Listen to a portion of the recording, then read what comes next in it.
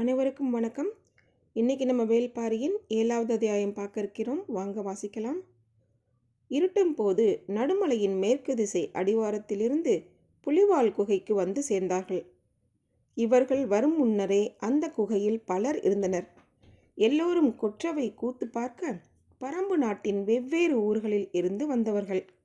புலிவால் குகை மிக நீளமானது. எத்தனை பேர் வேண்டுமானாலும் படுத்துறங்கி போகலாம். அதன் கீழ் மூலையில் கொடுங்கோடையிலும் வற்றாத நீரூற்று உண்டு. முன்னால் வந்தவர்கள் பந்தத்தை பொருத்தி வைத்திருந்தனர். ஏந்தி வந்த ஆயுதங்கள் ஓர் ஓரத்தில் சாய்த்து வைக்கப்பட்டிருந்தன. வேட்டூர் பழையனை பார்த்ததும் எல்லோருக்கும் பெரும் மகிழ்ச்சி. ஆசையோடு வந்து பேசினர். வயோதிகத்திலும் தளர்ந்து விடாத பழையனை பற்றி பேச எவ்வளவோ இருக்கின்றன. ஆணும் பெண்ணுமாக பெருங்கூட்டம் கூடியிருந்தது. தாங்கள் கொண்டு வந்த உணவுகளை பரிமாறி கொண்டனர். அவித்த பன்றிக்கறியை உப்பு போட்டு பிசைந்து பெருங்கூடையில் தூக்கி வந்திருந்தது ஒரு கூட்டம். 3 மலைகளை ஏறி இறங்கியவர்களின் பசியை அதுதான் தாங்கும். விரல்களுக்கு இடையில் பன்றியின் ஊன் ஒழுக கடித்து தின்றனர். மிகவும் களைத்து போயிருந்த கபிலருக்கு பனையோலை நிறைய துண்டங்களை எடுத்து வந்து நீலன் கொடுத்தான். உப்புக்கறியின் சுவை மிகவும் பிடித்திருந்தது. விரும்பி சாப்பிட்டார் கபிலர். இன்னும் சாப்பிட வேண்டும் போல் இருந்தது. அரை இருட்டில் நீலனை அடையாளம் காண முடியவில்லை. மற்றவர்களுக்கு எடுத்து கொடுத்து கொண்டிருப்பான். சத்தம் போட்டு அவனை அழைக்க தயங்கியபடி இருந்தார் கபிலர். பச்சிளங்குழந்தை ஒன்று பசித்து அழுதது. அப்போதுதான் கை நிறைய கறி துண்டங்களை வாங்கிய அந்த தாய் அப்படியே பக்கத்தில் இருந்த கபிலரின் கையில் அவற்றை கொடுத்துவிட்டு சேலை துணியில் கையை துடைத்தபடியே ஓடிப்போய் மூளையில் தோல் விரித்து படுக்க போட்டிருந்த குழந்தையை தூக்கி பால் கொடுத்தாள். கபிலர் கையில் கறி துண்டங்களோடு உட்கார்ந்திருந்தார். அவள் மறுமூளை தாங்கி குழந்தையை அணைத்தாள். அது வயிறு நிறைந்ததும் உதடு பிதுக்கி மறுத்தது. அதை மீண்டும் படுக்க போட்டு அழகிய சிரிப்போடு கன்னத்தை தொட்டு கொஞ்சிவிட்டு எழுந்தாள். இந்த கூட்டத்தில் யாரிடம் கரித்துண்டங்களை கொடுத்தோம் என்பது அவளுக்கு நினைவில் இல்லை. எல்லோரும் கரியை கடித்து இழுத்து கொண்டிருந்தனர். பனங்கூடையின் அருகில் போனாள். கரி தீர்ந்து விட்டது. அவள் மிகவும் சோர்ந்து போனாள். அந்த அரை இருட்டில் அவளின் தவிப்பு யார் கண்ணிலும் படாமல் இருந்தது. சற்றே கலங்கியபடி அவள் திரும்பும் போது, மகளே, உனக்கான உணவு எனது கையில் இருக்கிறது என்றது கபிலரின் குரல். அவள் குரல் கேட்ட இடம் நோக்கி வந்தாள். கை தாழ்த்தாமல் அப்படியே பிடித்திருந்தார் கபிலர். வாங்கிய அவள் கனிந்த சிரிப்பில் நன்றி சொல்லியபடி கறி துண்டங்களை கடித்தாள். கடும் பசி, சுவை வேறு இழுத்தது. கையில் இருப்பதில் ஒரு தொண்டையாவது சாப்பிடலாமா என பல முறை தோன்றியது.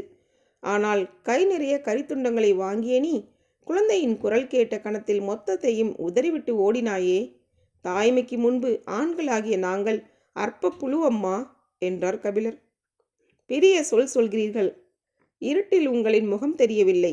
ஆனால் தந்தையை முகத்தை பார்த்துதான் அடையாளம் காண வேண்டுமா என்ன? சாப்பிட்டு கொண்டே பேசினாள். ஈச்ச மதுவுக்கு வறுத்த கறிதான் சரியான ஈடு. ஆனாலும் வெப்பத்தை அடைக்காத்திருக்கும் கற்குகைக்குள் உப்பு கறி துண்டுகள் எல்லாவற்றையும் விஞ்சும். அலுப்பு தீர எடுத்து முடித்தது அந்த கூட்டம். வழி பொறுக்க இன்னொரு குவளையும் சேர்த்து கொடுத்தான் நீலன். குடித்த கபிலர் ஓர் ஓரமாக படுத்து சமாளிப்போம் என முயற்சி செய்தார். எத்தனை ஆண்டுகள் காட்டில் வாழ்ந்தாலும் ஒவ்வொரு நாளும் புது புது அனுபவத்தை தரவல்லது காடு. அன்றைய அனுபவத்தின் கதை காக்கா விரிச்சியை பற்றியதாக இருந்தது. இளம் வயது, எந்த விலங்கையும் வீழ்த்தும் துணிவோடு வேல்கம்பை தூக்கி நிற்கும் வயோதிகம், எவ்வளவு கொடும் விலங்கிடமிருந்தும் எளிதில் தப்பிக்கும் வித்தையை கக்கத்தில் வைத்து காத்திருக்கும். பழையனின் கம்புக்கூட்டுக்குள் அவன் மரணத்தை வென்ற பல கதைகள் இடுக்கி கிடந்தன. அதில் இன்னொன்றாக இன்றைய கதையும் சேர்ந்து கொண்டது. கபிலர் தூக்கமின்றி எழுந்து உட்கார்ந்தார். தாகம் எடுத்தது. சுனை நோக்கி போகலாம் என நினைத்து எழுந்தார். அதை பார்த்த நீலன் உடன் வந்து அவரை அழைத்துச் சென்றான். மடிப்பு பாறைகள், கால்களை கவனமாக தூக்கி வையுங்கள் என்றான். அவர் பதில் ஏதும் சொல்லாமல் தலையாட்டியபடி வலது கையை மெல்ல உயர்த்தி நீலனின் தோள்பட்டையை பிடித்தார். அவரது கையின் உள் நடுக்கத்தை நீலனால் உணர முடிந்தது. பந்த வெளிச்சத்தை விட்டு விலகி நீரின் சத்தத்தை நோக்கி அவர்கள் நடந்தனர். நான் உங்களை எதிர்பாராமல் கீழே தள்ளியதால் உடல் முழுவதும் காயம் ஏற்பட்டுவிட்டது. என்னை மன்னியுங்கள் என்றான் நீலன். எனது உயிரை காப்பாற்றிய உனக்கு நான் அல்லவா நன்றி சொல்ல வேண்டும் என்றார் கபிலர். உங்களின் உயிருக்கு எந்தவித ஆபத்தும் ஏற்பட்டிருக்காது என்று நீலன் சொல்லிக் கொண்டிருக்கும் போது குறுக்கிட்ட கபிலர், முதலில் அது என்னைத்தான் நேர்கொண்டு பார்த்தது. நீலன் அதிர்ச்சியடைந்தான். அதை நீங்கள் பார்த்தீர்களா? ஆம், கருவேங்கை போல மரக்கொப்புகளில் தாவி உட்காரும் ஏதோ ஒரு விலங்கு என்றுதான் நினைத்தேன். இறக்கைகளை விரித்த பிறகுதான் அது பறவை என புரிந்தது. நீ என்னை கீழே தள்ளிய போதுதான் நம்மை கடந்து போன பருந்தை அது அடித்தது. பழையன் முன்னால் இருந்ததைத்தான் பார்த்தார். வந்தது ஒன்றல்ல, 2. நீலன் நடுக்கமுற்றான். எங்களின் கண்களுக்கு மட்டும் எப்படி அது தெரியாமல் போனது? அதை பற்றி நீங்கள் அறிந்திருந்ததால் அதனிடமிருந்து தப்பிக்கவே முதலில் முயன்றீர்கள். நீங்கள் பதுங்க இடம் தேடி பாய்ந்தபோது என்ன நடக்கிறது என்று தெரியாமல் நின்று கொண்டிருந்த நான் அண்ணாந்து பார்த்து அதை கண்டறிந்தேன். இவை எல்லாம் அறியாமை ஏற்படுத்தி கொடுக்கும் வாய்ப்புகள், அறிந்தவர்களுக்கு கிடையாது. நீலனுக்கு அவர் சொல்ல வருவது புரியவில்லை. விளக்கமாக கேட்பதற்குள் நீரூற்றை அடைந்தனர். கபிலர் குனிந்து 2 கைகளாலும் நீரை அள்ளினார். நீரின் குளிர்ச்சி உடல் முழுவதும் பரவியது. நீலன் முகத்தை நீரால் அடித்து மயக்கம் கலைத்தான். ஆதிமலையின் வடமேற்கு மூலை மிகவும் செங்குத்தான பாறைகளும் அடர்ந்த மரங்களும் நிறைந்த பகுதி. அதை ஆழிக்காடு என்று நாங்கள் சொல்வோம். அங்கே 2 கடவுள்கள் உண்டு. ஆதிகால மாந்தர் அவற்றை பயன்படுத்தினாராம். அந்த குத்து பாறைகளுக்கு இடையில்தான் காக்காவிருச்சிகள் தங்குவதாக சொல்வார்கள். அந்த திசையில் மலையை விட்டு மிக தள்ளி குட்டநாட்டு எல்லை தொடங்குகிறது என்றான் நீலன். காக்காவிருச்சி பற்றி நீண்ட காலமாகவே மலை மக்கள் அறிவார்களா என்று கேட்டார் கபிலர். ஆதிகாலத்திலிருந்தே அதை பற்றிய கதைகள் உண்டு. ஆனால் அதை பார்த்தவர்கள் மிக சிலரே. இப்போது பரம்பு நாட்டில் உயிரோடு இருப்பவர்களில் அதை பார்த்தவர்கள் 10 பேர்தான் இருக்கும். இப்படி ஒரு பறவையை பற்றி சமவெளியில் வாழும் மக்களுக்கு எதுவும் தெரியவில்லையே. நாடெல்லாம் சுற்றும் எனக்கே இன்று தான் இப்படி ஒரு பறவை இருப்பது தெரியும். காட்டில் நமக்கு தெரியாதவை எத்தனையோ உண்டு. நாம் ஆச்சரியப்பட ஆரம்பித்தால் அதற்கு எல்லையே கிடையாது. பேசியபடியே குகைக்குள் நுழைந்தனர். சிறிது நேரத்தில் கபிலர் படுக்கப் போனார். உடல் எங்கும் வலி திரண்டிருந்தது. எந்த பக்கம் திரும்பி படுத்தாலும் வலித்தது. வேறு வழியின்றி சமாளித்து கொண்டு படுத்தார். வேட்டூர் கூட்டத்தோடு வந்திருக்கும் புதிய மனிதரை பற்றி நள்ளிரவுக்கு பின் பேச்சு தொடங்கியது. எழுத்து கற்ற புலவர் என்று சொன்னார். பாரியை பார்க்க வேண்டுமாம், அழைத்து வருகிறோம் என்றார் பழையன். அப்போதுதான் ஆழ்ந்த உறக்கத்துக்கு போன கபிலருக்கு தன்னை பற்றி பேசுவது காதில் அரைகுறையாக கேட்டது. தொலைவில் படுத்து கிடந்த இன்னொருவர் கேட்ட கேள்வி காதில் சரியாக விழவில்லை. அதற்கு பழையன் பதில் சொன்னார். ஒற்றனுக்கு உரிய திறன் எதுவும் அவரிடம் இல்லை. கபிலருக்கு கேள்வி விளங்கியது. அப்படி நம்ப வைப்பது தானே சிறந்த ஒற்றனின் தகுதி என்றது இன்னொரு குரல். பழையனின் பேச்சை மடக்கி பேசுவது யார் என குரல் வந்த திசையை எல்லோரும் பார்த்தனர். இருட்டுக்குள் இருந்த அந்த மனிதனை மற்றவர்கள் பார்த்து அறியும் முன் குரல் கேட்டே பழையன் கேட்டார். வந்திருப்பது கூழையனா? கிழவா, கண்ணும் காதும் அப்படியே இருக்கடா உனக்கு. அருகில் வந்து பழையனை கட்டி அணைத்தான் புறம்பு நாட்டு தென்பகுதி எல்லை காவலன் கூழையன். உயரத்தில் மிக குள்ளனாக இருந்தாலும் வீரத்திலும் பலத்திலும் யாராலும் மிஞ்ச முடியாதவன் என பெயர் எடுத்தவன். படுத்துறங்கும் கபிலரை விட்டு இருவரும் சற்று தூரம் நகர்ந்தனர். காலம் மாறிவிட்டது கிழவா. எண்ணற்ற குளங்களை அழித்து வலுக்கொண்டிருக்கின்றனர் வேந்தர் மூவரும். எல்லோரின் கண்களுக்கும் உறுத்தலாக இருப்பது பாரிதான். பரம்பின் செல்வத்தை சூறையாட பாரியே தடை என கருதுகின்றனர். மூவரும் தனித்தனியாக எத்தனையோ திட்டங்களை தீட்டுகின்றனர். ஒற்றர் படை இல்லாத நம் காதுகளுக்கே இவ்வளவு செய்திகள் வந்து சேர்கின்றன. அப்படியென்றால் எவ்வளவு திட்டங்கள் தீட்டப்படுகின்றன என்பதை எண்ணிப்பார். ஆகட்டும், அவர்கள் என்ன திட்டம் தீட்டினாலும் நம்மை ஒன்றும் செய்ய முடியாது. கிழவனின் நம்பிக்கையின் மீது அச்சத்தை ஏற்றும் வல்லமை கூழையனுக்கு இல்லை. ஆனாலும் காலமாற்றத்தை பழையனுக்கு உணர்த்த வேண்டும் என்று விரும்பினான். உங்களின் காலமல்ல இது. சேரனின் மிளகை பின்தங்கி வணிகத்தில் முன்னேறி கொண்டிருக்கின்றன கொற்கை முத்துக்கள். யவன வணிகத்தில் தனக்கு இருக்கும் முதலிடத்தை தக்கவைக்க உதியஞ்சேரல் எதையும் செய்வான். மிளகு செடி தலைத்து செழிக்கும் எண்ணற்ற குன்றுகள் நம்மிடம் உண்டு. அது மட்டுமல்ல, ஏற்கனவே பரம்பு நாட்டிடம் அடைந்த தோல்விக்கு பழிவாங்க வேண்டும் என்ற வெறியோடு இருக்கிறான். இது பற்றி பாரியிடம் பேசிவிட்டுதான் திரும்புகிறேன். என்ன சொல்கிறாய்? நீ கொற்றவை கூத்தில் பங்கெடுக்கவில்லையா? இல்லை கிழவா, எல்லைக்கு திரும்பியாக வேண்டும். கொற்றவை கூத்தில் பங்கெடுக்காமல் திரும்பும் அளவுக்கு நிலைமை மோசமாக உள்ளதா? நீங்கள் நம்ப மாட்டீர்கள், ஆனால் உண்மை அதுதான். கிழவன் குறுகுருவென கூழையனையே பார்த்தான். எதை வைத்து சொல்கிறாய்? எல்லைப்புற ஊர்களில் புதிய மனிதர்கள் நடமாடுகின்றனர்.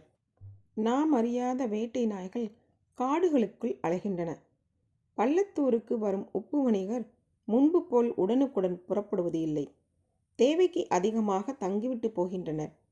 பரம்பு நாட்டுக்கு வந்த எந்த ஒரு பாணர் குழுவும் கடந்த ஆண்டில் ஒரு முறை கூட வரும் வழியில் உள்ள முல்லை நில காடுகளில் கொள்ளையர்களிடம் அகப்படவில்லை. இவை எல்லாம் நமது ஐயத்தை வலுப்படுத்தவே செய்கின்றன. கொள்ளையரிடம் சிக்காமல் இருப்பதற்கும் இதற்கும் என்ன தொடர்பு இருக்கிறது? காடுகளில் வேந்தர்களின் படைகள் நிலை கொண்டுள்ளன என பொருள். படைகள் இருக்கும் காடுகளில் கொள்ளையர் இருக்க மாட்டார் அல்லவா? நம்மை பலரும் நெருங்கியுள்ளனர். வழக்கத்துக்கு அதிகமாக இந்த ஆண்டு அதிக விருந்தினர் வந்துள்ளனர். போருக்கு முன்னர் விருந்தினரின் எண்ணிக்கை பெருகும் என கேள்விப்பட்டது இல்லையா? அதற்கு விருந்தினரையெல்லாம் சந்தேகப்பட முடியுமா? சந்தேகப்பட முடியாது. ஆனால் கண்டறிய முடியும். அதற்கான எந்த முயற்சியும் செய்யாமல் தான் நீங்கள் இவரை அழைத்து கொண்டு போகிறீர்கள். என்ன செய்திருக்க வேண்டும்? பாணருக்குத்தான் வறுமை காரணமாக பரிசில் பெற வேண்டிய தேவை இருக்கிறது. உழவனுக்கு இங்கு என்ன வேலை? எழுத்து கற்றவனுக்கு உதவத்தான் மூவேந்தரும் போட்டி போடுகின்றனரே. அவரிடம் கிடைக்காத பொன்னா பொருளா? அப்படி இருக்க இவ்வளவு கடினமான ஒரு மலைப்பயணத்தை செய்ய வேண்டிய தேவை என்ன? இவை எல்லாவற்றையும் பற்றி கூட நீ அவரிடம் பேசாமல் இருந்திருக்கலாம். ஆனால் தனித்த தேரில் வந்து இறங்கி காட்டுக்குள் நுழைந்திருக்கிறார். இறக்கிவிட்டு போனது யாருடைய தேர்? தேரில் வந்து இறங்கும் வளம் கொண்டவன் காட்டின் கடுமையை அனுபவிப்பது எதனால்? பழையனின் கண்கள் நீலனை தேடின. அவன் கூழையனுக்கு பின்னால் நின்றிருந்தான். ஆகட்டும், நாளை காலையில் அவரிடம் பேச்சு கொடுத்து பார்க்கிறேன் என்றார் பழையன். கூழையனின் முகத்தில் சிரிப்பு படர்ந்தது. ஏன் சிரிக்கிறாய் என்று கேட்டார் பழையன். நம்பிய பிறகு ஒருவனை சந்தேகப்படுவது எளிது அல்ல. அதுவும் உன்னால் உறுதியாக முடியாது. நானே காலையில் அவருடன் பேசுகிறேன். உங்களோடு அனுப்பி வைப்பதா, என்னோடு அழைத்து செல்வதா என்பதை அவர் அளிக்கும் பதில்கள் முடிவு செய்யட்டும் என்றான் கூழையன். பழையனும் நீலனும் அதன் பிறகு பேசிக்கொள்ளவில்லை. நீலன் திசைக்காவல் வீரன். கூழையனின் உத்தரவுக்கு கட்டுப்பட்டவன். நிச்சயமாக அவனுக்கு அதிகமான வசவு கிடைத்திருக்கும் என்பது பழையனுக்கு தெரியும். வீரர்களின் கட்டளை ஒழுங்குகளில் பழையனுக்கு எப்போதும் நம்பிக்கை இல்லை. ஒரு மனிதனின் முகத்தையும் சொல்லையும் பார்த்து கணிக்க முடியாதது எதுவும் இல்லை என்று நம்புகிறவர் பழையன். காடு மிகவும் தூய்மையான இடம் மட்டும் அல்ல, மனித இதயத்துக்கு மிக நெருக்கமான இடமும் கூட. ஒருவனுக்குள் இருக்கும் உண்மைகளை எளிதில் உதிர்க்க செய்யும் ஆற்றல் காட்டுக்கு உண்டு. காட்டின் ஊடே பயன்படும் ஒருவனால் கபடத்தனத்தை மறைத்து இவ்வளவு தொலைவு எடுத்து வர முடியாது. இதை உணர முடியாத அளவுக்கு கூழையனை பதற்றம் தொற்றியுள்ளது. காலையில் என்னதான் நடக்கிறது பார்ப்போம் என்ற முடிவோடு தலை சாய்த்தான் பழையன். காலையில் பறவைகளின் ஒலியால் காடு நிரம்பி இருந்தது. கபிலரின் தூக்கம் கலைந்தது. உடல் முறுக்கி எழுந்தார். முடிச்சுகள் பிரிவதைப் போல தசைநார்கள் பிரிந்து அவிழ்ந்தன. வலி இலகுவாகிறதா, விட்டு பிடிக்கிறதா என தெரியவில்லை. இரவு முழுவதும் கேட்டுக்கொண்டே இருந்த பேச்சு சத்தம் எதுவும் இப்போது இல்லை. மெல்ல கண்கள் விழித்து பார்த்தார். குகைக்குள் யாரும் இருப்பது போல தெரியவில்லை. அதிகாலையிலேயே எழுந்து போய்விட்டனரா? மற்றவர் போயிருந்தாலும் அழைத்து செல்ல நீலன் இருப்பானே, எங்கே அவனை காணோம் என்று நினைத்தபடியே எழுந்து உட்கார்ந்தார். குகை முகப்பின் வழியே சூரிய ஒளி பாய்ந்து வந்து கொண்டிருந்தது. அப்போது ஓரத்தில் இருந்த பாறையின் மீது ஒருவர் உட்கார்ந்திருப்பது தெரிந்தது. கண்களை கசக்கிக் கொண்டு பார்த்தார் கபிலர். முகம் தெரியவில்லை. நெடு உயரம், திரண்டு விரிந்திருந்த தோள்கள் உடல் அமைப்பின் கம்பீரத்தை சொல்லின. கபிலர் எழுந்து விட்டதை பார்த்த அந்த மனிதர் முன்னோக்கி நடந்து வந்தார். முழு சூரியனையும் அவரது முதுகு அடைத்திருக்க, பின்புறம் இருந்து சூரிய ஒளி பீச்சி அடித்து கொண்டிருந்தது. தோள்பட்டையில் விழுந்து சுருண்டிருக்கும் தலைமுடியின் வழியே பாய்ந்து வரும் ஒளி மேல் படர கபிலர் கையூன்றி எழுந்தார். மஞ்சள் ஒளியால் கண்கள் கூசின. ஆனாலும் காட்சியின் அபூர்வம் அவரை இமை கொட்டாமல் பார்க்க வைத்தது. குகைக்கு முன்புறம் இருந்த மலைச்சரிவில் மொத்த கூட்டமும் நின்று கொண்டிருப்பது அரைகுறையாக தெரிந்தது. எட்டி பார்க்கும் போது முன்னகர்ந்து வருபவரின் குரல் குகை எங்கும் ஒலித்தது. முதல் நாளே கால் தசை பிறண்டு விட்டது. நாக்கருத்தான் புற்கள் உடல் எங்கும் கீறியுள்ளன. காக்கா விரிச்சி நிலை குலைய வைத்துள்ளது. நீலன் எதிர்பாராமல் தூக்கி அடித்திருக்கிறான். இவ்வளவு தாக்குதல்களையும் வலியையும் தாங்கியபடி விடாமல் மலைகள் கடந்து வந்திருக்கிறீர்களே, இனியாவது உங்களை எனது தோளிலே தூக்கி செல்ல அனுமதிப்பீர்களா? திகைப்பிலிருந்து மீளாத கபிலர் நெருங்கி வரும் அந்த மாமனிதனை பார்த்து கேட்டார். நீங்கள் யார்? வேல்பாரி. இதோட இந்த அத்தியாயம் முடிந்தது. இனி வரும் அடுத்த அத்தியாயத்தில் உங்களை வேல்பாரியுடன் சேர்ந்து சந்திக்கிறேன். நன்றி. இந்த புத்தகம் உங்களுக்கு பிடித்திருந்தால் சப்ஸ்கிரைப் பண்ணுங்கள், ஷேர் பண்ணுங்கள், கீழே இருக்க லைக் பட்டனை கிளிக் பண்ணுங்கள். மீண்டும் பாரி வருவான். நன்றி, வணக்கம்.